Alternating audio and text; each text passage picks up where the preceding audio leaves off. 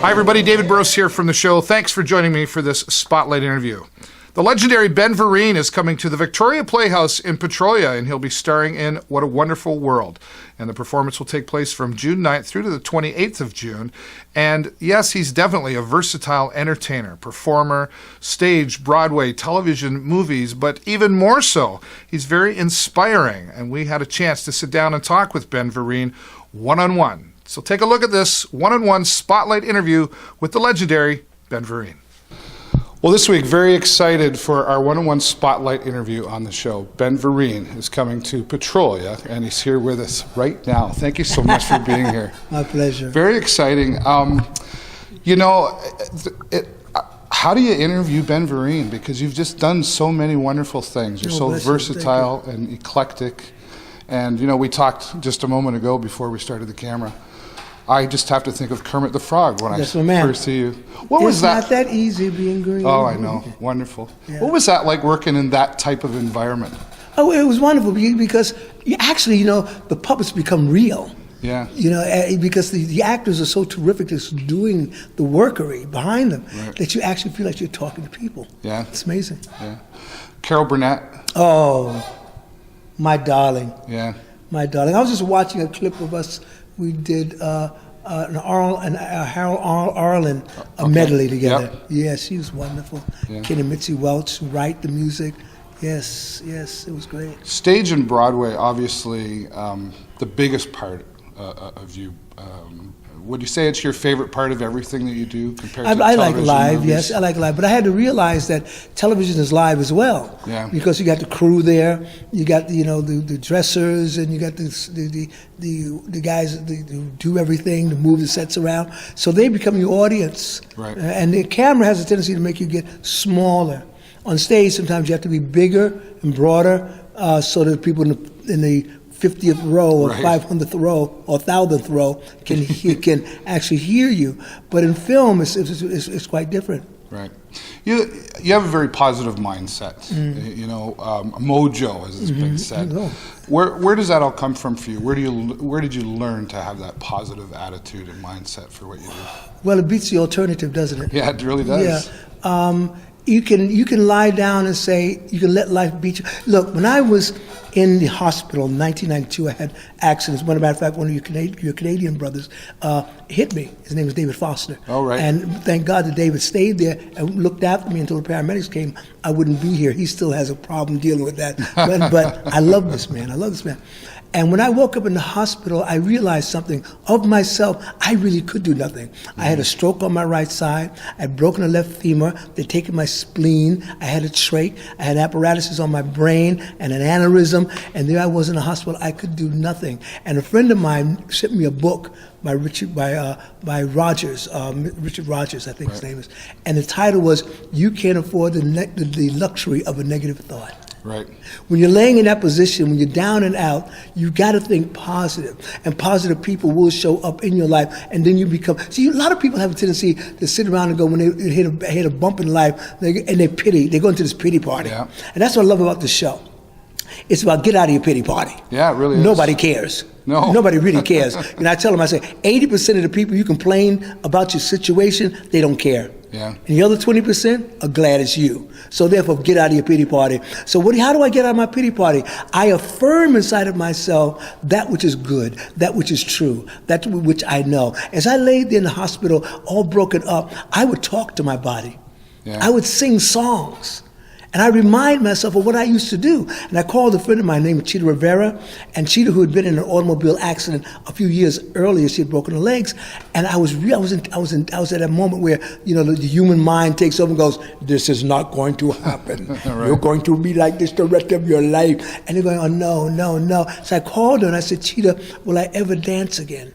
And she paused, and then she said, "Yes, you'll dance again, Ben. Yeah. But you'll dance differently." Right. And viva la difference. Yeah. And that viva la difference is what I'm doing right now today. Yeah. That's why I'm here at the Victoria Theater. Yeah. Viva la difference. What is it about this project? I mean, for many of us around this area, this is a small town, and you're a part of really, well, to coin a phrase, what a wonderful thing you're a part of here. Mm-hmm. What sold you on this? Well, David Hogan God bless him, and David Rogers, Yeah. God bless him, sought me out. Right. And they called my assistant and asked me if I'd like to be interested in doing the show. And I had this time open, so I said, "Interesting, what's the show about?" Right. And they said, "Well, it's about good feelings." It's about. I said, "I'm aboard." Yeah. I'm aboard. We need shows now. Yes, all shows entertain us.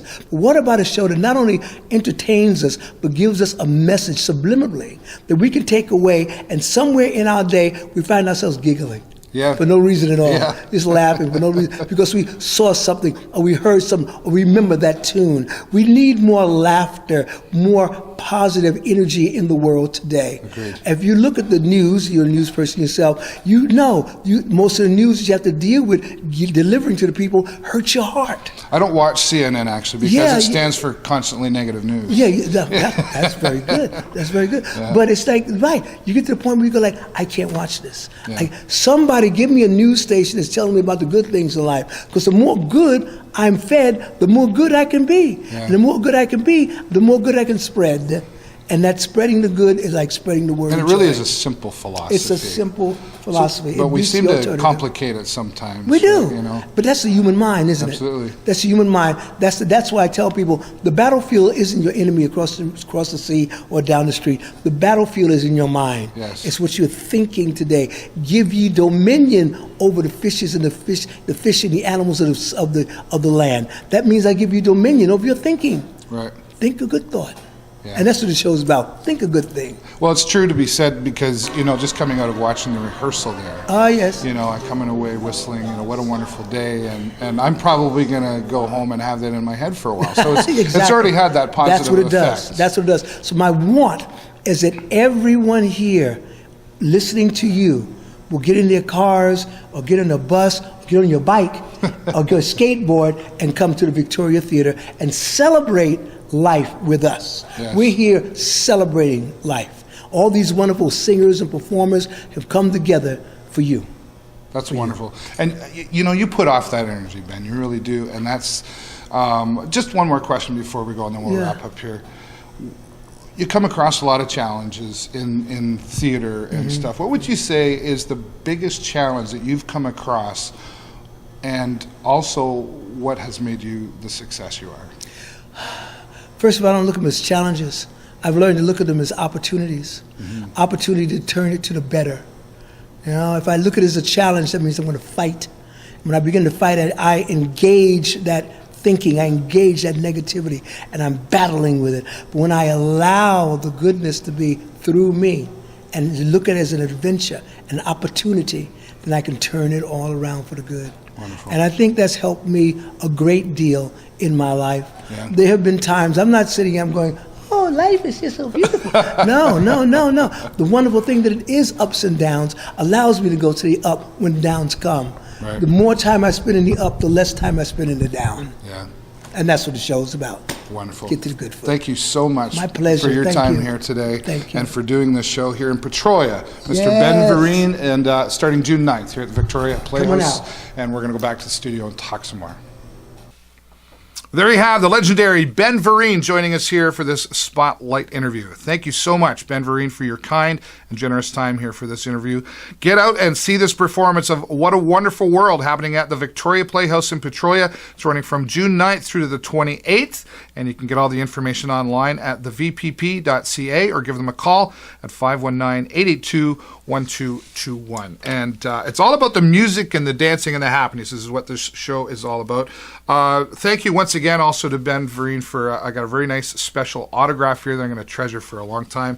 And the artistic directors for this, David Hogan and David Rogers, are a part of putting this all together as well. And I want to say thank you to Calandra Dendias for including me out as part of observing the rehearsals and being able to do this interview. So really, really wonderful. Looking forward to that performance.